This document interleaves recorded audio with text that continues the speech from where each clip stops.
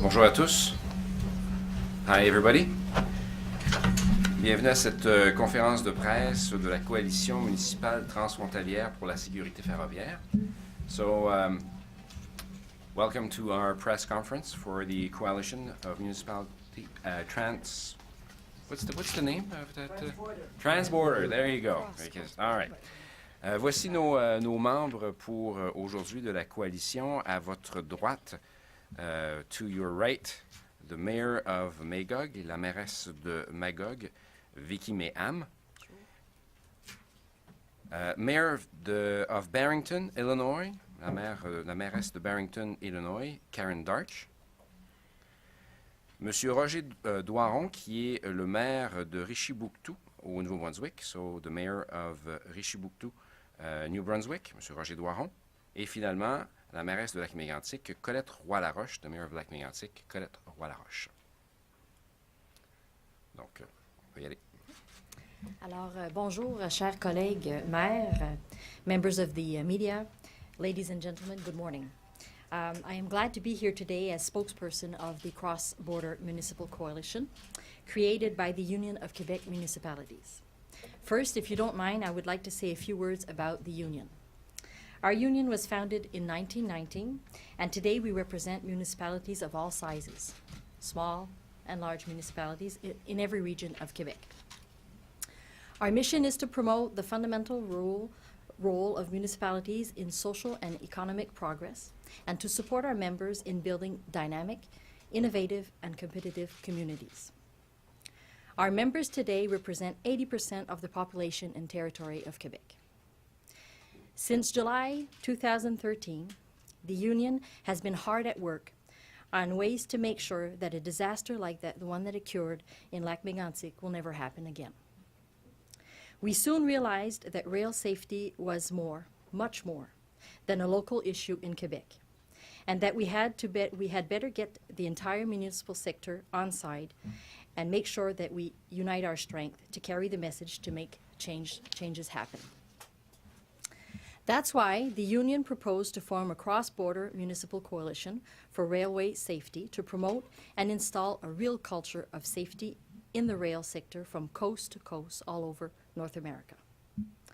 The cross-border coalition has three priorities. First of all, upgrade the infrastructure within urban areas and the rolling stock that passes through our communities. Also, upgrade response capacity of our municipalities so that when something happens, we are properly equipped to intervene. And also better coordinate among all stakeholders in the process, from accident prevention to disaster recovery, including crucial recognition of municipalities' right to information as first responders when the safety of their residents is at stake. The Cross-Border Coalition met for the first time in December 6, 2013 in Montreal. That meeting was attended by the president of our union, the president of the Federation of Canadian Municipalities, elected representatives of cities and towns in the United States, New Brunswick, our colleagues are here with us, New Brunswick, and in the United States, and 30 mayors that are members of the board of our union. Members of the coalition have also visited Lac-Mégantic to witness the scale of the disaster there firsthand and meet with Mayor Colette Roy-Laroche. Today, coalition members are here in Washington to meet with members of the U.S. Congress and senior transport safety officials to hope and influence the legislation process where rail safety is concerned. Thank you for your attention.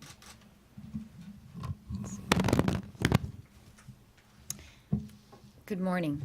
My name is Karen Darch, and I'm the mayor of Barrington, Illinois, and a co-chair of the Track Coalition of Illinois, a group of local elected leaders concerned about the safe rail transport of explosive hazmat like crude and ethanol.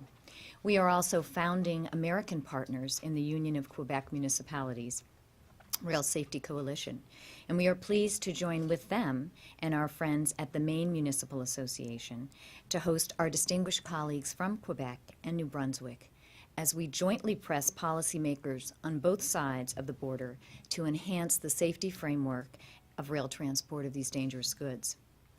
There are no borders when it comes to railroad safety in North America. The accident that occurred in Lac-Mégantic involved an American railroad operating a train that crossed our two borders 3 times before derailing in that Canadian town. There is no mayor in the world who can begin to imagine what it must be like to lead a community through the tragedy that happened in Lac-Mégantic last summer and its aftermath. In order to provide a perspective on that community's ordeal, we requested a meeting with top U.S. Department of Transportation officials. That request was granted, and we met yesterday with Secretary Fox, Deputy Secretary Mendez, Administrator of the Federal Rail Administration, Joseph Szabo, and Administrator Quarterman of the Pipeline and Hazardous Materials Safety Administration. I can speak for all the mayors in saying we are gratified by the sense of urgency that they expressed and the steps that have already been taken in an attempt to deal with the problems caused by the continuing use of the DOT-111 tank car to transport highly explosive Bakken crude oil. But further action must accompany their commitments. So we once again urge regulators to take a hard line by forbidding the use of the DOT-111 in the transportation of Bakken crude.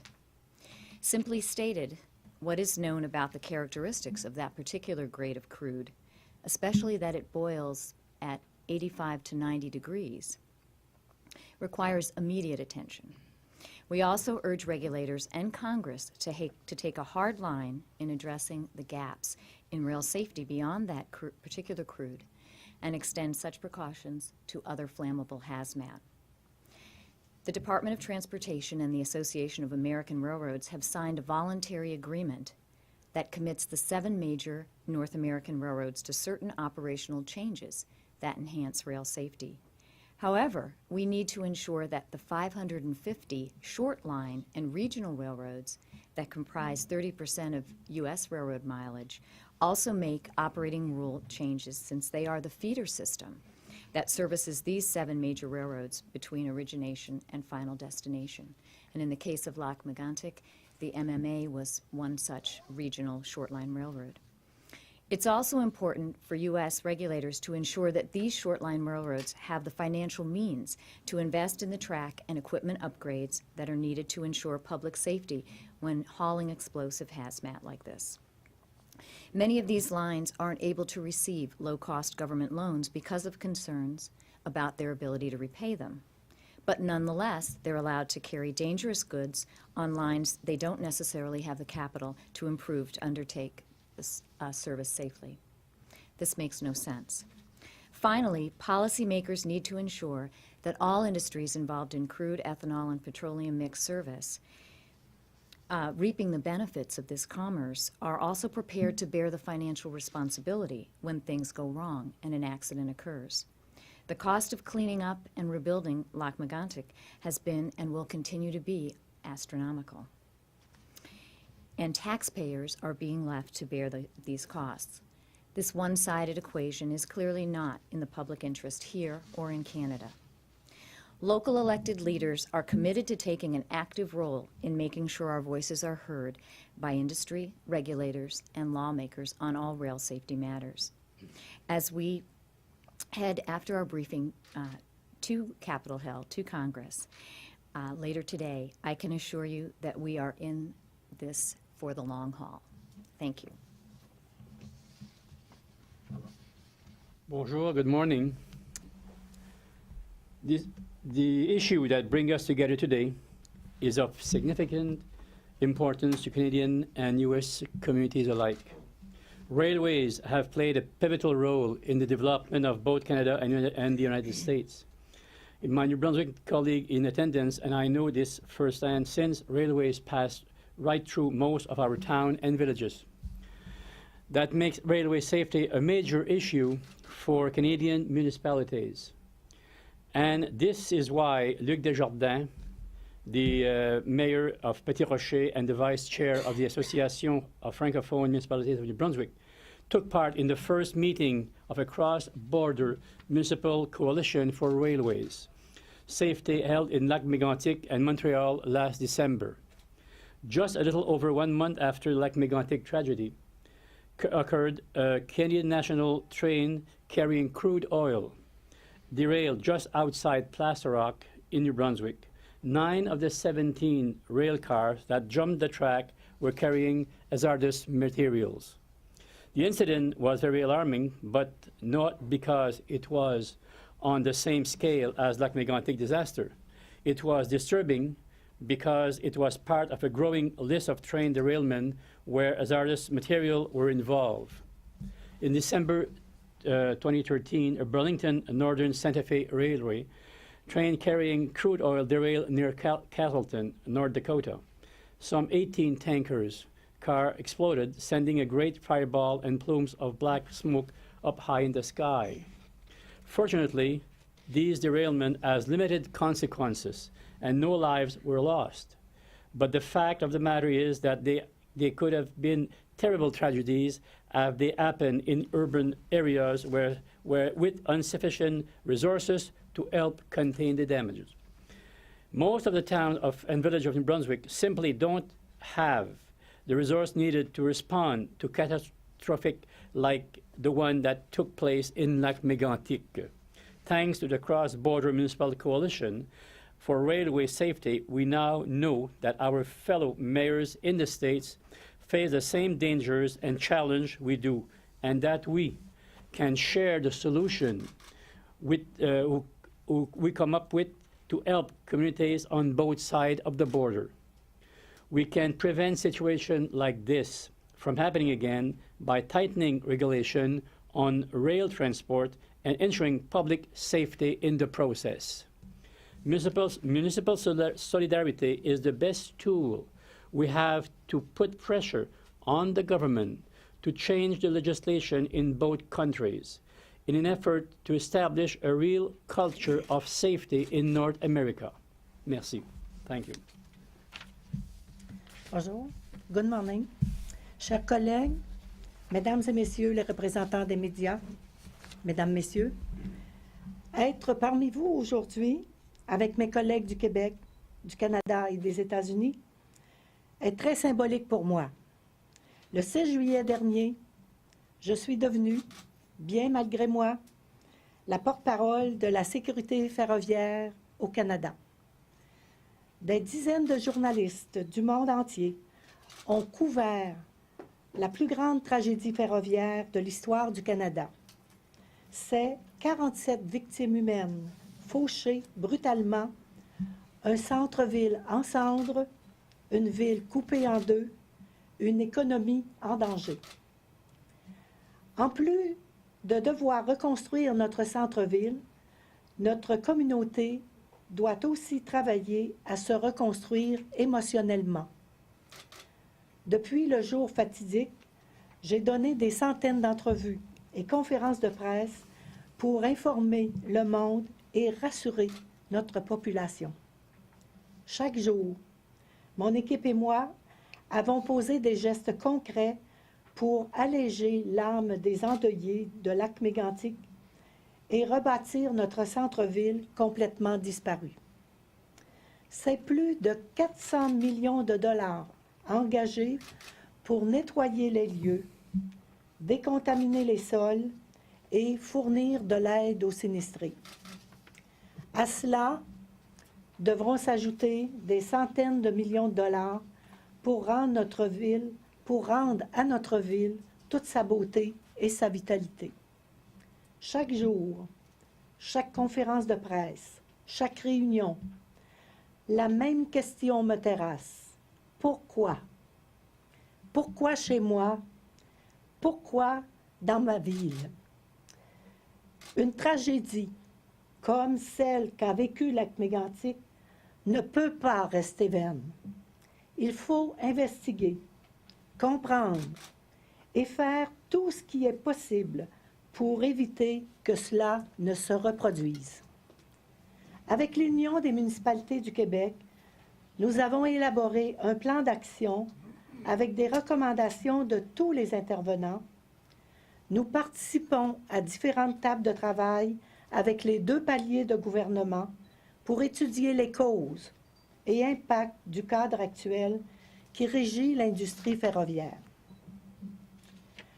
La tragédie de Lac-Mégantic nous démontre cruellement qu'une réglementation inadéquate en matière de sécurité peut entraîner des catastrophes dont des pertes de vie humaine, des pertes financières qui dépassent largement les ressources consacrées à l'application de règles et actions de prévention. Malheureusement, cet encadrement législatif et réglementaire du transport de matières dangereuses qui a contribué à cet événement n'est pas unique à Lac-Mégantic. C'est pratiquement le même partout en Amérique du Nord. D'ailleurs, les wagons qui ont explosé chez moi à Lac-Mégantic provenaient des États-Unis et devaient y retourner après leur passage en terre canadienne. L'accident aurait donc pu survenir n'importe où. Les membres de la coalition municipale pour la sécurité ferroviaire ont choisi de s'unir car ils arrivent à la même conclusion. J'ai reçu les membres de la coalition chez nous à Lac-Mégantic en décembre dernier pour qu'ils réalisent l'ampleur des conséquences de la tragédie ferroviaire sur notre communauté, notre territoire, notre environnement et notre quotidien. Lorsque l'on sait que plus de 560 000 wagons de train transportant du pétrole brut transitent en Amérique du Nord chaque année, il y a lieu de s'assurer que tout soit fait pour garantir la sécurité de la population. Devant un enjeu aussi important, la solidarité municipale n'a pas de frontières. La coalition s'est donné rendez-vous à Washington pour militer en faveur du renforcement de l'encadrement législatif du transport ferroviaire. On compte se faire entendre pour que les recommandations conjointes du Bureau de la sécurité des transports du Canada et du National Transportation Safety Board soient mises en place dans les plus brefs délais. Il faut agir maintenant, avant qu'il ne soit trop tard pour d'autres communautés, d'autres gens, d'autres grands-parents, d'autres parents, d'autres frères, d'autres sœurs et d'autres enfants ne subissent le même sort. J'invite les hauts dirigeants du département des transports américains et ceux du Congrès américain que nous avons rencontrés à poursuivre leurs efforts pour mieux encadrer l'industrie ferroviaire. Je les invite surtout à toujours garder en tête que les municipalités doivent être considérées comme de véritables partenaires, car ce sont les maires comme moi qui vivent avec les conséquences d'une telle tragédie. Merci.